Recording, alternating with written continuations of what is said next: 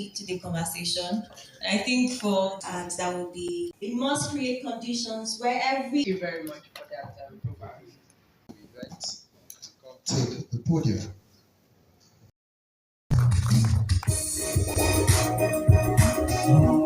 All right, so before I welcome the keynote speaker of this wonderful event, And that shows that for me, it's not just having a conflict. I consider that as just a very, very crucial. We must create conditions where every individual can live with dignity, participate meaningfully in society, and contribute to collective prosperity. No government can build sustainable peace alone. No organization can solve systemic challenges in isolation. Sustainable solutions emerge when policymakers, civil society organizations, development partners, the private sector, traditional institutions, the academia, media, and community leaders come together with a shared sense of responsibility and purpose. This dialogue was established not merely as an event, but as a platform for collective action, a space where ideas inform policy, partnerships drive impact, and commitments translate into measurable outcomes. Its continued relevance lies in the ability to foster collaboration around the most pressing issues affecting vulnerable populations and the broader development ecosystem. As we gather today, I encourage every stakeholder to see peace not as an abstract idea, but as a strategic investment in sustainable development. Let us champion policies that empower rather than exclude. Let us strengthen institutions that protect dignity and human rights. Let us create opportunities that inspire hope and resilience. Above all, let us commit ourselves to building societies where development is not measured. It's measured not only by economic indicators, but by well-being, inclusion, and empowerment. Keynote speech.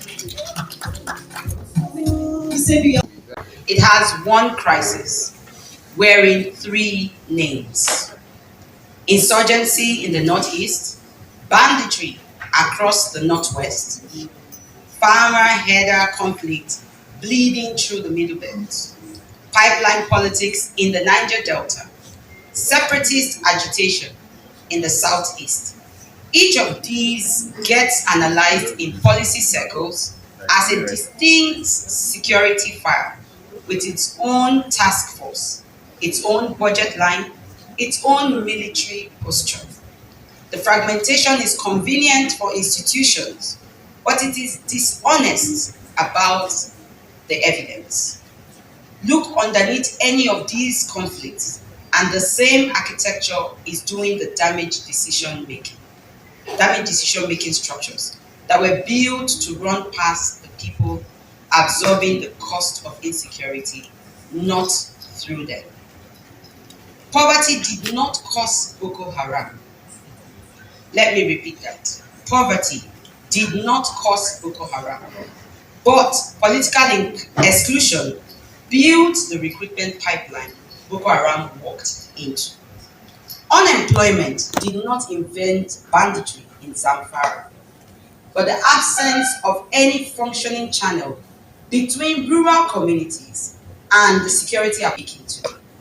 Without softening it, conflict in Nigeria is not primarily a security capacity problem. It is an inclusion design problem. And if this is true, then the solution set we have been funding: more hardware, more troops deployments, more security votes, is treating symptoms while the cause sits untouched in our governance architecture. Inclusive dialogue is corrective, not as a courtesy extended to the marginalized, but as a structural repair to a system that cannot see its own blind spots. The architecture of exclusion. I want to be precise about what exclusion means here, because as the word gets used loosely enough, it loses its force. Nigerian women hold 3.8% of seats in the National Assembly. This is not a statistics adjacent to our security failures. It is a measurement of how narrow our governance architecture is at the exact moment our security challenges have become wider. A state cannot design conflicts in it has built itself too narrow to see it coming. Consider what narrowness actually costs us. Women's Market Association and household networks across the Northeast, North Central have repeatedly picked up earlier signals of recruitment activities and armed movement before formal security channels registered them. That is not sentiment about women's intuitions. It is a structural fact about who occupies the social position where early warning actually originates. A security doctrine that has no formal channel connecting that information to the response capacity is not being cautious. It is operating with half its sensors switched off. By design, and calling the resulting blindness a security strategy. The same exclusion repeats in development delivery. Programs designed without the people who live inside.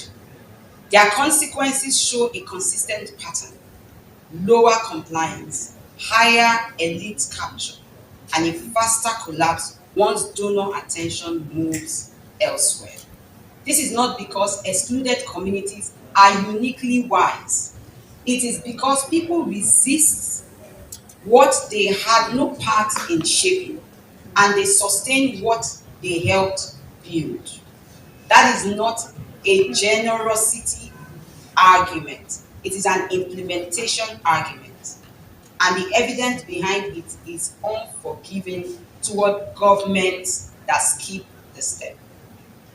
Why is the reserve seat a security instrument? The reserve seat bill, currently before the National Assembly, is routinely filed or filed under Women's Affairs, as it is where a sectional request from one constituency to the rest of the House. That filing is a categorical error, and it is costing the bill political weight that it should have had. Rwanda's parliament crossed 60% female representation, not as an act of charity towards its women. Solutions or create tangible solutions that can get us out of the situation which we are in. I think it's creating unity, empowerment, and most importantly, sustainability. Because peace is not a one-time thing; it's progressive. It's something because there will always be conflict, there will always be situations, there will always be things, especially when we have a nation as a whole. Situations will always arise, but the continuity of finding solutions to every problem that we experience is actually what creates progress, not ignoring the problem, not becoming nonchalant to the problem, not becoming some people like I'm sorry to say we actually have a government that is very nonchalant at the current time. They're very nonchalant, non-compliant. It's almost as though we are all by ourselves, and that's why we are having this moment for such a time as this to call the stakeholders to come together. That it's about time. Let us awake to the season. Working on that once I get on stage. I can tell you for me that peace starts from you and I. Peace starts from the level of governance. The reason why Nigeria accepts democracy is because of the level at which we advocate for peace. Africans know that the only way we can come out is because of the fact that we've embraced the level of togetherness. And that speaks peace. That speaks the level of peace that is expected of us. So I'll be talking about that once I get on stage. For the young men and women, will also be a self-note to myself, saying that you don't leave the room without making a change in the life of anybody. So whatever you're doing, your core mandate is first be strategic in your reaction. Don't allow what somebody else is doing to distract you. Don't allow what somebody else is doing to take you, to derail you from your main core existence, your purpose of why God said you come here. Settle as much as you can, but try to embrace something genuine, something that speaks volumes where you start, where you are, and friends and discussing is what do we do from here? What are your take homes from here? What are you supposed to do when you leave this conference? That is why the main aim is not just having conversation, it's action and implementing it. You look within your community because they say charity begins at home. What are those things that you are supposed to do within your community to create peace, to create an enabling environment for everyone? So I think that should be take home for everybody here. Go back home, start working, it starts with me, it starts with everyone that is present in this conference today. In Nigeria, students can no longer go to school, hospitals are not safe, the roads are not safe. There's no place that is safe for everyone. Kidnapping and banditry and kidnapping is taking over the country. I want the government to look into security because a country that does not have security cannot be safe. Because there's no amount of investment that you want to do in Nigeria today that will hold or will be impactful. There's no amount of policy you want to put in this country today that will be impactful if peace is not sustained in this country. So every security structure we have today did not take care of this thing. I consider that as just a mere political setting. There is no need for that. If the structure, we have a very formidable security architecture.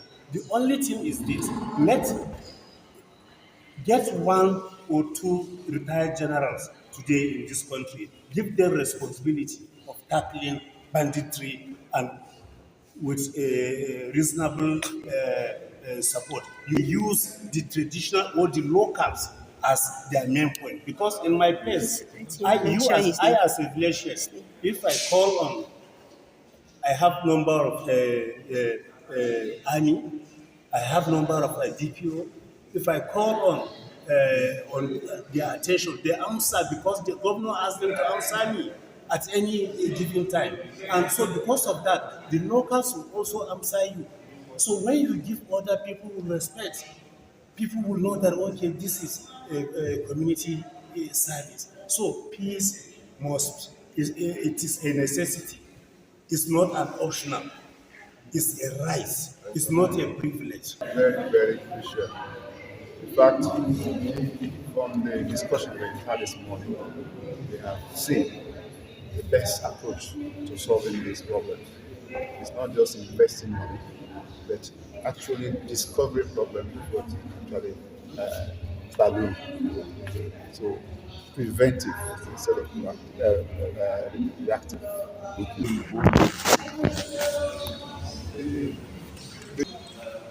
Responsibility of taking decisions. They always think they know more than the rest. There is a saying in Africa, you cannot shave someone's head in his absence. So if there is inclusive dialogue, a lot of the problem will be solved. For example, an area needed water and you give them road. It may not value it. An area needed school, you are giving them amusement park. They will not cherish it. So, but when they are involved, you use one stone to keep 10 years. And that is the essence of the discussion. Your message to Nigeria. The message to Nigerians is we should embrace peace. And peace cannot happen when we are not interested in justice. So when we are just towards others, we know that others have rights as we do. Then we think of their rights as we are taking our decisions.